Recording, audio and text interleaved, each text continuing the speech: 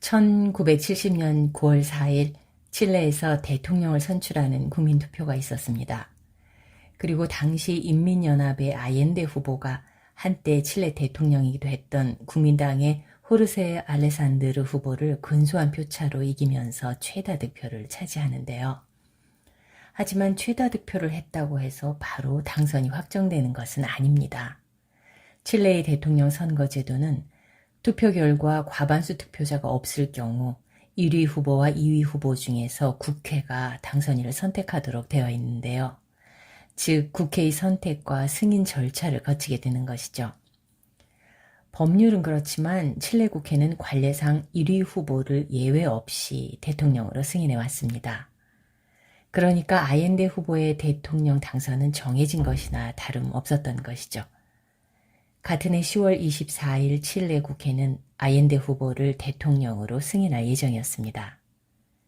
선거가 있은 지 열하루 만인 9월 15일 미국 백악관 집무실에 뭔가 석연치 않은 비밀회의가 열립니다. 닉슨 대통령과 칠레 보수 매체로 유명한 엘 메르쿠리오 미디어 그룹의 소유주 아구스틴 에드워즈 사이에 모종의 거래가 오고 갑니다. 놀랍게도 이 회의는 칠레에서 군부 쿠데타를 기획하기 위한 것이었죠.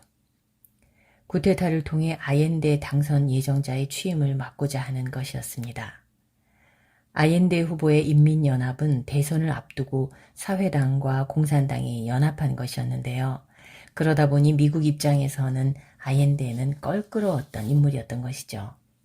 비밀회의가 있기 하루 전인 9월 14일 에드워즈는 메디슨 호텔에서 리차드 헬름스 당시 미국 CIA 국장과 만나서 중요한 정보를 제공합니다.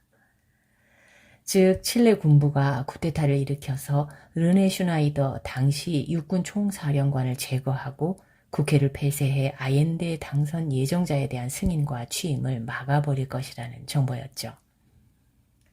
다음 날인 9월 15일 오전 8시에는 에드워드와 도널드 켄달 펩시 회장, 헨리 키신저 미 국무장관, 존 미첼 법무장관이 아침 식사를 함께합니다. 이어 9시 30분 에드워즈가 닉슨 대통령과 비밀 회의를 가졌던 것입니다. 회의가 있었던 6시간 후에 닉슨 대통령은 키신저 내무장관과 미첼 법무장관, 그리고 헬름스 CIA 국장을 부릅니다. 그리고 아옌데의 취임을 막을 수 있는 작전 계획을 48시간 이내에 만들어 놓으라고 지시합니다. 이 같은 사실은 보안문서 전문가인 피터 콤블로의 스페인어판 피노체트 파일에서 밝혀졌는데요. 이 파일에는 당시 대통령과 에드워즈가 비밀회의를 가졌던 9월 15일에 대통령 일정이 포함되어 있습니다. 작성된 지 50여 년 만에 비밀 해제된 문서의 내용이었던 것이죠. 쿠데타 모의는 실제로 진행이 됩니다. 이 과정에서 미국 CIA는 2명의 칠레 군부 출신 인물과 접촉하게 되는데요. 그중 한 명은 로베르토 비옥스라는 퇴역 장성이었고 다른 한 명은 산티아고 수비대 사령관인 까밀로 발렌수엘라 준장이었습니다. CIA는 이들에게 생명보험 증서, 총기류, 탄약, 그리고 슈나이더 장군을 살해한 이후 해외 도피를 위한 5만 달러의 현금 등을 건네줍니다. 에드워즈는 CIA에게 쿠데타 이후 미국의 확실한 약속 보증을 요구합니다. 여기에는 무기, 탄약, 수송, 통신 장비, 연료 등과 같은 군수 물자의 즉각 지원, 신속하고 대규모적인 경제적 지원, 쿠데타 세력이 버려지거나 추방되지 않도록 하겠다는 보증 등이 포함됩니다. 10월 22일 드디어 쿠데타 세력은 행동을 개시합니다. 1차적으로 슈나이더 총사령관을 제거하기 위해 그의 자동차를 기습 공격하죠. 슈나이더 총사령관은 이른바 슈나이더 독트린이라 알려진 정부와 군부 사이의 상호 불간섭주의를 천명한 사람이었습니다. 쿠데타 세력이 눈의 가시처럼 여겼던 인물이었죠. 슈나이더 총사령관은 총격을 받은 지 3일 만에 사망합니다. 당시 아옌데는 그 총은 내가 맞았어야 하는데 라고 말하면서 크게 애도했다고 합니다.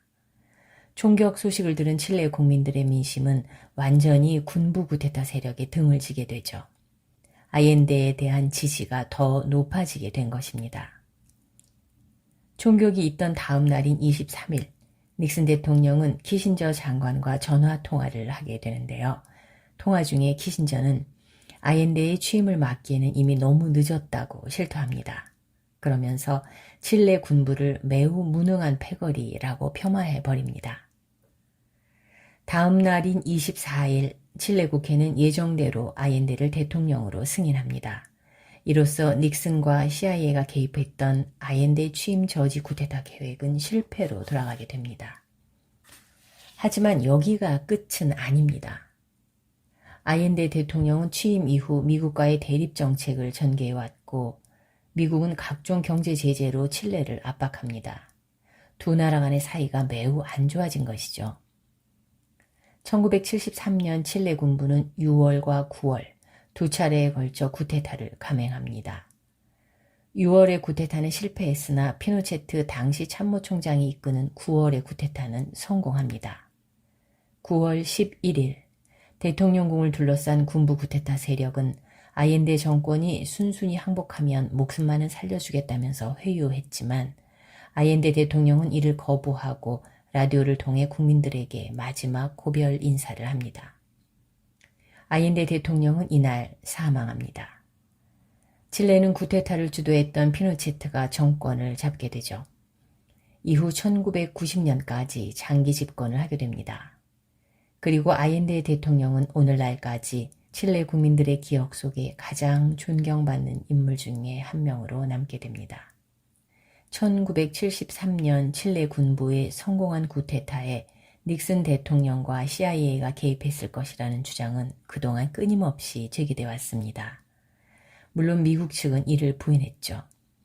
그렇지만 1970년 쿠데타 시도에 미국이 개입했었다는 비밀 문서의 내용이 밝혀지면서 1973년의 쿠데타에도 개입했을 것이라는 주장이 한층 더 설득력을 얻게 되었습니다.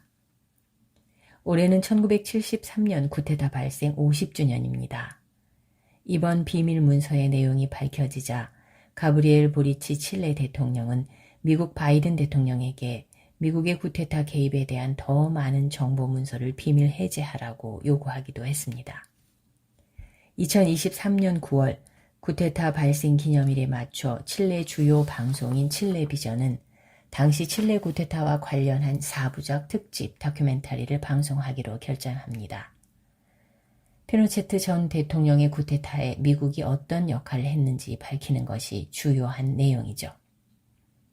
이번 비밀 문서의 공개가 1970년의 쿠데타뿐 아니라 1973년 쿠데타의 실상을 칠레 국민들에게 알려줄 수 있는 계기가 될 수 있을지 지켜봐야 할 것 같습니다.